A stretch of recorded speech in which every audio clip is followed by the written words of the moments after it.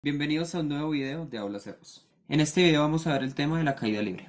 La caída libre es un movimiento que se da en el plano vertical, es decir, que se da en el plano Y, en esta dirección. Las ecuaciones que vamos a utilizar de caída libre son las mismas que ya hemos utilizado en el movimiento rectilíneo uniformemente acelerado. Vamos a recordar cuáles son estas ecuaciones. La primera ecuación del movimiento rectilíneo uniformemente acelerado dice que la velocidad final al cuadrado menos la velocidad inicial al cuadrado es igual a 2 veces la aceleración por la distancia. La segunda ecuación de caída libre nos dice que la distancia final es igual a un medio de la aceleración por el tiempo al cuadrado más la velocidad inicial por el tiempo más la distancia inicial. Y la tercera y última ecuación del movimiento rectilíneo uniformemente acelerado nos dice que la velocidad final menos la velocidad inicial es igual a la aceleración por el tiempo. Entonces, estas son las ecuaciones de movimiento rectilíneo uniformemente acelerado que, como les dije, también nos van a servir para caída libre. ¿Qué vamos a hacer para poderlas aplicar a la caída libre? Vamos a reemplazar algunas de las variables por otras. ¿Por qué? Porque estas ecuaciones que tenemos acá, que son del movimiento rectilíneo uniformemente acelerado, se caracterizan por estar describiendo el movimiento en la dirección X. Mientras que, como les dije anteriormente, la caída libre es un movimiento que se da en la dirección Y. Por lo tanto, vamos a comenzar a sustituir algunas de las variables. Para caída libre ya no vamos a hablar de aceleración ni tampoco de distancia. Vamos a comenzar a hablar de algo que vamos a conocer como gravedad y de algo que vamos a conocer como altura. Entonces, donde está aceleración, vamos a sustituir esa aceleración por gravedad y donde está distancia vamos a comenzar a sustituir por altura.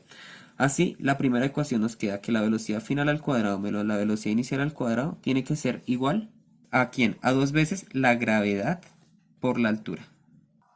La segunda ecuación nos queda que la altura final, recordemos que reemplazamos donde está la distancia por la altura, tiene que ser igual a un medio de la gravedad multiplicado por el tiempo al cuadrado más la velocidad inicial por el tiempo más la altura inicial. Y la tercera y última ecuación nos dice que la velocidad final menos la velocidad inicial tiene que ser igual ¿a quién? A la aceleración, que como dijimos lo vamos a reemplazar por gravedad multiplicado por el tiempo. Haciendo este reemplazo de aceleración por gravedad y de distancia en x por altura en las tres ecuaciones del movimiento rectilíneo uniformemente acelerado, obtenemos las ecuaciones que nos describen la caída libre. Vamos a comenzar a mirar algunas consideraciones que tenemos que tener en cuenta a la hora de tratar. Como su nombre lo indica, la caída libre es un movimiento, problemas de este tipo de movimiento, en el cual se deja caer o se lanza hacia abajo, dependiendo del ejercicio, un objeto determinado. Es por eso que decimos que la caída libre es un movimiento que se da en el sentido Y del plano. Entonces, básicamente la caída libre es un movimiento en el cual un objeto está en la parte superior, puede ser de un edificio, en este caso, lo que tenemos dibujado, y cae hacia el suelo. ¿Listo? Ese es el movimiento de la caída libre. Entonces, algunas de las consideraciones que tenemos que tener en cuenta para poder desarrollar y analizar este tipo de movimientos son las siguientes. Siempre vamos a comenzar a colocar algo que se llama datum o marco de referencia. El datum siempre vamos a colocar su origen en el punto en el cual inicia el movimiento. Entonces, como les estoy diciendo, el movimiento en caída libre es un movimiento que inicia en la parte superior, es decir, inicia acá. Ok, voy a dejar un baloncito. Entonces, como el movimiento inicia ahí, vamos a colocar nuestro datum ahí. ¿Cuál es la característica del datum? Ahí es el punto de inicio de los movimientos. Entonces aquí vamos a colocarlo como inicio. Y el otro extremo de nuestro edificio, en este caso, va a ser el final. Entonces ahí es a donde va a terminar el movimiento. ¿Cuáles son las características del datum o del inicio en la caída libre? Las características son las siguientes. Para este punto tenemos que el tiempo inicial siempre va a ser igual a 0. La altura inicial siempre va a ser igual a 0. Es decir, nosotros vamos a tomar, colocando este marco de referencia, la altura como si aumentara en esta dirección. El tiempo también aumenta en esta dirección. Entonces tenemos que el tiempo aumenta a medida que el objeto baja y la altura también aumenta a medida que el objeto baja. Otra característica que debemos resaltar es que la velocidad inicial puede tener dos condiciones. La velocidad inicial puede ser igual a cero o puede ser diferente de cero. ¿De qué depende esto? Depende de las condiciones de contorno de nuestro problema. Entonces, cuando en el enunciado de nuestro problema se dice que se deja caer, nos están diciendo que la velocidad inicial es cero. Si nos dicen que se lanza hacia abajo, nos están diciendo que la velocidad inicial es diferente de eso. Entonces, esto es algo que debemos tener muy en cuenta a la hora de resolver este tipo de movimientos. Por otro lado, aquí en la parte inferior, en el final del movimiento, debemos tener las siguientes consideraciones. Entonces, el tiempo acá, el tiempo final, siempre va a ser diferente de cero. La altura final también siempre va a ser diferente de cero. Y esta altura final siempre va a ser igual a la altura desde la cual se está dejando caer o se lanza hacia abajo el objeto. Es decir, en este caso va a ser la altura del edificio. Por otro lado, la velocidad final siempre tiene que ser diferente de cero. Y esto es algo que ya vamos a explicar. Siempre que un objeto está cayendo, vamos a dibujar acá otro edificio. La velocidad que tiene en la parte superior siempre va a ser menor a la velocidad que tiene en la parte inferior. Es decir, que así como hacia abajo el tiempo aumenta, la altura aumenta, también se tiene que la velocidad aumenta hacia abajo en la caída libre.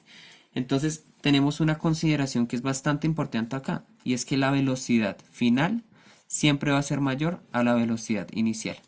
Y como estamos diciendo que la velocidad aumenta conforme el objeto gana altura, recordemos que en este caso que gane altura es que caiga, entonces podemos decir que si tenemos, por ejemplo, aquí a la mitad del edificio una velocidad de, supongamos, 2 metros por segundo, entonces aquí al final, en el punto de abajo del edificio, vamos a tener una velocidad que con certeza es muchísimo mayor a esa velocidad de 2 metros por segundo. ¿Por qué? Pues porque la velocidad aumenta conforme el objeto cae. Entonces, esta consideración de que la velocidad es mayor conforme el objeto va cayendo es bastante importante en el análisis de la caída libre. Esa misma consideración nos va a servir para poder dar un dato importante también de la caída libre, y es el siguiente. Vamos a tomar la ecuación número 3 de la caída libre. Entonces, habíamos dicho que la ecuación número 3 es la siguiente. Es velocidad final menos velocidad inicial igual a la gravedad por el tiempo. De aquí vamos a despejar la gravedad. Entonces, ese tiempo que está a este lado multiplicando lo voy a pasar al otro lado a dividir. Y obtengo una ecuación despejada para la gravedad. ¿Qué vamos a hacer ahora? Vamos a tener en cuenta las consideraciones que habíamos hecho anteriormente. La primera de ellas es que la velocidad final siempre tiene que ser mayor a la velocidad inicial.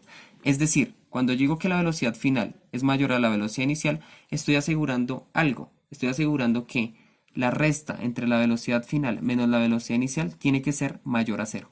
¿Por qué? Porque yo le estoy restando a la velocidad final, que es un número mayor a la velocidad inicial, la velocidad inicial. Entonces, al yo hacer esta resta de velocidad final menos velocidad inicial, siempre estoy asegurando con esta consideración de que la resta siempre va a ser mayor a cero. Es decir, que esta resta siempre va a ser positiva. Por otro lado, tenemos lo siguiente. Tenemos que el tiempo va a ser mayor a cero. Nosotros conocemos tiempos negativos, entonces el tiempo siempre es positivo. Si yo realizo el análisis de signos para esta ecuación despejada que tenemos acá, obtenemos lo siguiente. Velocidad final menos velocidad inicial siempre positiva. Y el tiempo siempre positivo. Y esto tiene que ser igual al signo de la gravedad. Entonces, la gravedad en su signo.